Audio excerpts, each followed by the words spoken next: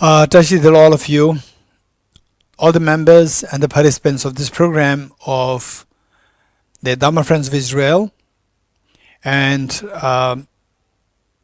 my hearty congratulations to the members, the board members, the director Irit, and SPC Mr. Ben Tenzing Sela, and all the other board members.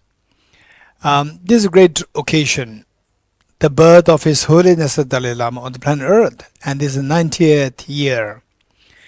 And all these 90 years, and particularly His Holiness is coming to India in exile from Tibet, and then how His Holiness played such a role to proliferate world peace, reconciliation, and so forth on planet Earth, worldwide, in Asia, in the West, and also in Israel.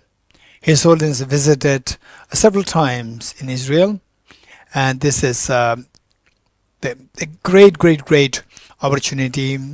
And since that, we are all observing this day together, and it's not about that somebody should be Buddhist.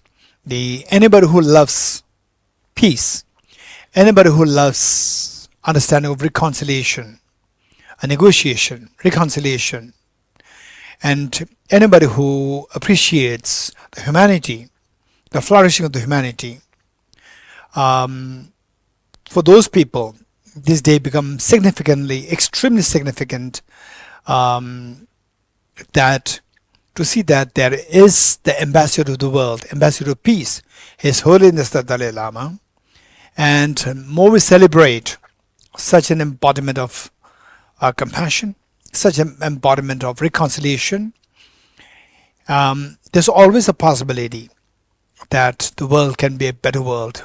The world can be seen as with greater peace, harmony, and reconciliation. And the best way by which to remember this day of His Holiness's 90th anniversary, the birth anniversary, is that to remember his message. And you may be wondering, what kind of message?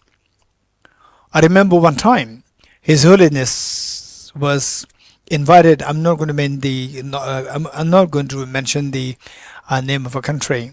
Invited when the visit of His Holiness to one country, His Holiness was offered a luncheon. He was honored with the luncheon by a minister, and then after the luncheon, when the luncheon was over, the minister of that country requested His Holiness if he could have a photograph with His Holiness.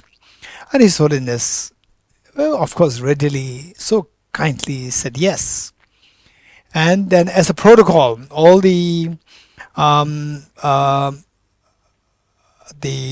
chefs and the waiters, waitresses, they were all standing there to watch the guests, chief guests, His Holiness the Dalai Lama, and all the other guests, His Holiness entourage members, and the minister's entourage members. They were all having the meals together, and the protocol had it that these staff of the food catering, they should be standing there and observing what next to serve and so forth.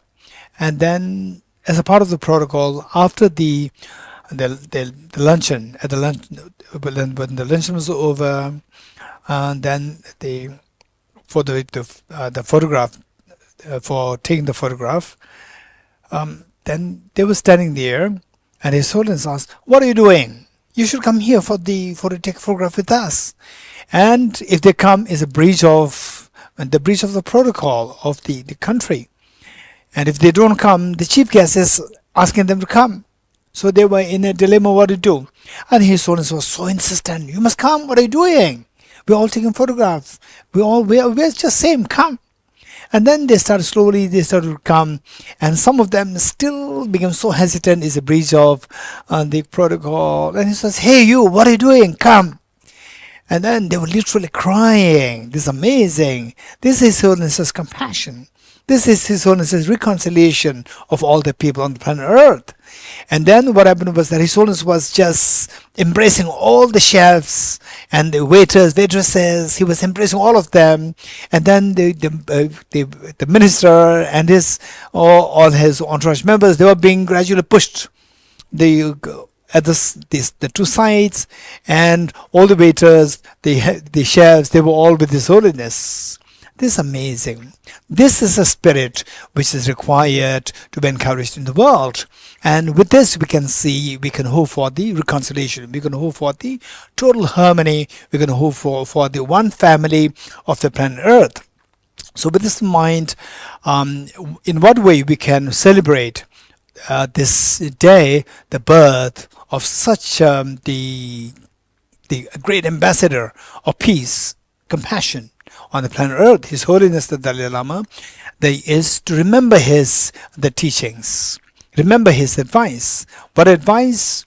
And today we see that his advice and his visions are being implemented in the form of what is known as the sea learning, under the big umbrella of the universal ethics, and now taking the form of sea learning, envisioned by His Holiness the Dalai Lama, implemented by Emory University, USA, and now being implemented all over the world. I think about like maybe some 90 countries and some over 100, many hundreds of the institutions, colleges, universities, schools, and the individuals and the groups. So this is what is being implemented under the caption known as sea learning, social, emotional, ethical learning. If this, with the expectation that the future leaders of the world, they learn from this program, sea learning, how to ground your reality on the skillful compassion driven by wisdom, where we embrace each other rather than we fight. We embrace each other with love and affection, with wisdom, and to see that the world is just one entity, as one family.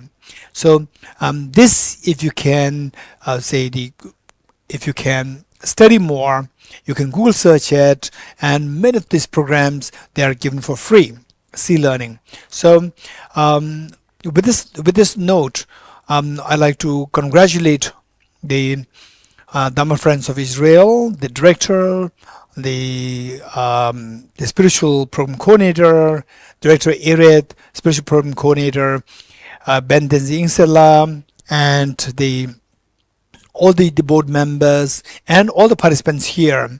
I truly appreciate the fact that you are here. Means you truly love to see, you truly support the world peace. You truly support the compassion, the vision of His Holiness the Dalai Lama, grounded in compassion.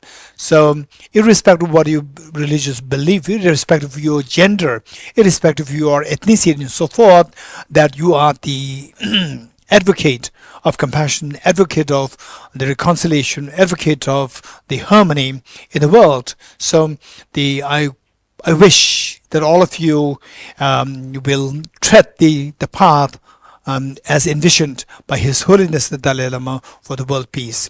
Thank you so much, all of you. Bye-bye. Happy birthday of His Holiness the 14th Dalai Lama.